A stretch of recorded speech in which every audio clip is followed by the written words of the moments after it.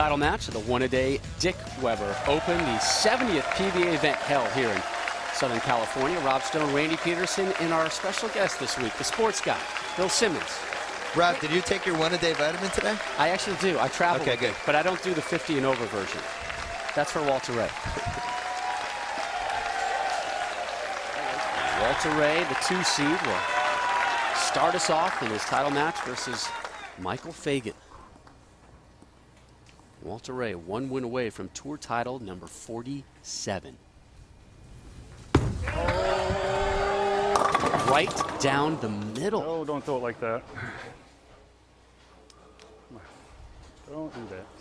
He had all that momentum with that 234-178 victory, and it can evaporate that quickly. Randy's gotten very serious on us. It's a title match. Yeah. It's a title match. Got my game face on. He buckles down.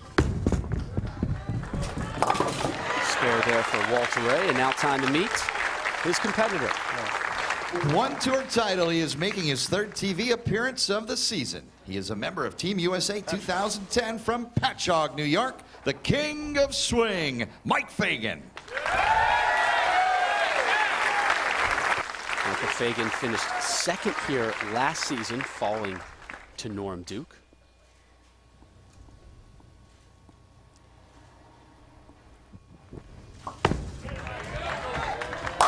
Great start for Fagan as we take a look at our Bear breakdown. Michael Fagan has won 1 tour title, but that came in a doubles event, so he's still seeking his first career singles tour title on his 10th TV singles broadcast. A huge discrepancy between these two in everything. Age, earnings, titles, TV finals. Well, you got Bill Simmons money on the left, right, and Rob Stone money on the right. I mean, there's that's you and me combined on the right. Back-to-back opening jacks for Fagan. You know, and if anybody can play the inside line and make it look good, Michael Fagan can. And again, a lot of it has to do with that loft, that rotation, that power. We haven't seen anybody yet today make the inside part of the lane look good.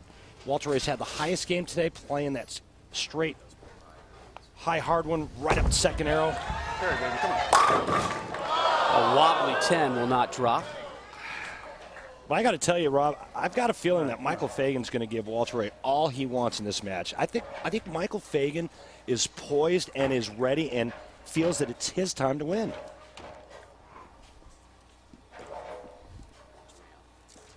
I think I've switched. I'm rooting for him because of the beard. I'm off Walter. You got to like his form, too. I mean, it's a very unique, Gumby-like loose arm swing. It's definitely one of those that if you don't bowl professionally for a living, when you watch, you're like, how do they do that? Yeah, absolutely. When I watch, well, I'll tell you what, when I watch Walter Ray Williams Jr., if I were to walk into a bowling center and didn't know who this guy was, just by watching him throw it, I'd walk up to him and go, hey, you want to bowl me for some money? He's got that kind of plain style. But then all he's going to do is that all day and just take your cash.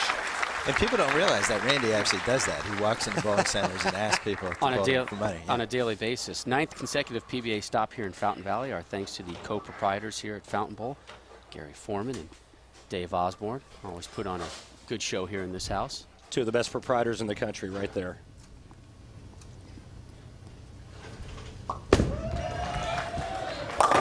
Fagan opens up with a 3-bagger, and Bill, you talked about the beard, and he said, you guys aren't going to comment about my playoff beard yesterday? He said last week he was 2nd after qualifying at the TOC, went back, shaved. Things kind of caved in at that point. Last week I was 2nd after qualifying the Rhino in the Tournament Champions, and went back to the room and had a shave, you know, looked good for the finals, and then everything went downhill. So I said this week, after I qualified first, I said I'm not shaving, and I just left it. So try to get, you know, a little luck from here, maybe a little playoff beard. Hambo! And he bowled as they were rolling video of him, which I was impressed by. Walter couldn't do that. Remember, he had to back off that last time. Right now, Michael Fagan's in his wheelhouse, playing the deep inside line and bringing the heat. He likes it when he can be aggressive. Right now, he's got a great look. We've seen Fagan on TV have some confidence issues, Randy, and He looks extremely comfortable where he is right now. Ulting, baby, ulting. Spare, spare, now strike, strike for Walter Ray. And one of the greatest equalizers in our sport going up in a head-to-head match is applying pressure to your opponent, and that's how you do it. One more strike right here. Walter Ray's only trailing by 11, and he puts a little bit of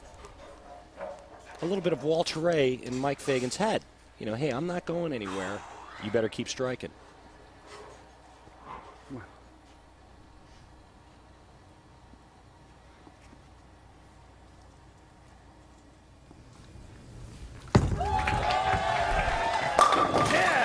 It's on. Are you shifting your allegiances again? Randy's getting sweaty. He likes this. Yeah, this is good stuff. Title match.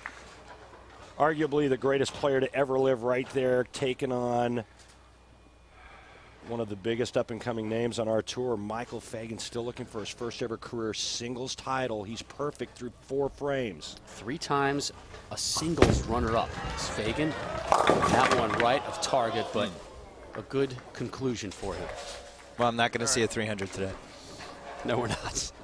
You'll have to join us for another week. Yeah, we're going to have to bring you back. I had my hopes up. And this is a really good break. This one's going to be wide of target, but only leaving the 2 and not the 2-10 or 2-4-8-10 combination. Takes care of the first spare conversion of the day, does Fagan. We're going to fire up the RV next week, and we're going to be in the New Orleans area for the Chris Paul PBA Celebrity Invitational. You can see that one at 2 Eastern next Sunday over on ESPN. Good start to your Super Bowl Sunday. And then the following weekend, we are in Reno, the 3rd major of the season, the USBC Masters, coming your way live from the National Bowling Stadium. Coverage of that one, 3 Eastern. Now Fagan with that great start, dropping an opening 4-bagger now, finding some issues getting to the pocket. It's just getting way too aggressive. He got the adrenaline started to go. He got way too pumped up, and now he's just throwing it. He's got to just kind of calm down, take a deep breath, back that speed down just a little bit. But you know what? One of the things I was thinking about was if the 3 of us were to be in an RV, the way I see it playing out is you drive, Bill does the cooking, I kick back, watch TV. What do you think? Bill's cooking is, you know, a telephone. It's in my contract. I don't have to ride in RVs. You don't slum it with the Mike Breens of the world? I got to say that Walter's 2 strikes. I feel like Fagan had all the momentum. And Walter's like, hey, by the way, I'm Walter Wade Williams Jr. Watch his 2 strikes. Yep. Kind of rattled Fagan a little bit. Yeah, again, just He does that regularly. 2 very aggressive shots. Walter Ray right now can take the lead. Hook a little bit. Hook a lot. Dang it, don't do that. Just shy of a 4-bagger there for Williams. Randy, how hard is it not to swear when you're on these TV matches? Well, you know, it's kind of a mindset that you have when you're on television because you know that you have friends and family watching, and so you try to clean it up. There's a lot of swearing going on during qualifying and match play that you don't see. So I don't think it's any different than any other sport, but I think that for the most part, the guys out here are gentlemen, and they try to clean it up a bit. Unfortunately, every now and then, you have a little slip up. I know, me personally, I never cursed on television. It would probably be my biggest downfall as a bowler. I think I would swear constantly, probably get kicked out. You'd be fined a lot. Come on, baby, come on. Striking the 7th for WRWJ. Let's see how Fagan handles this pressure.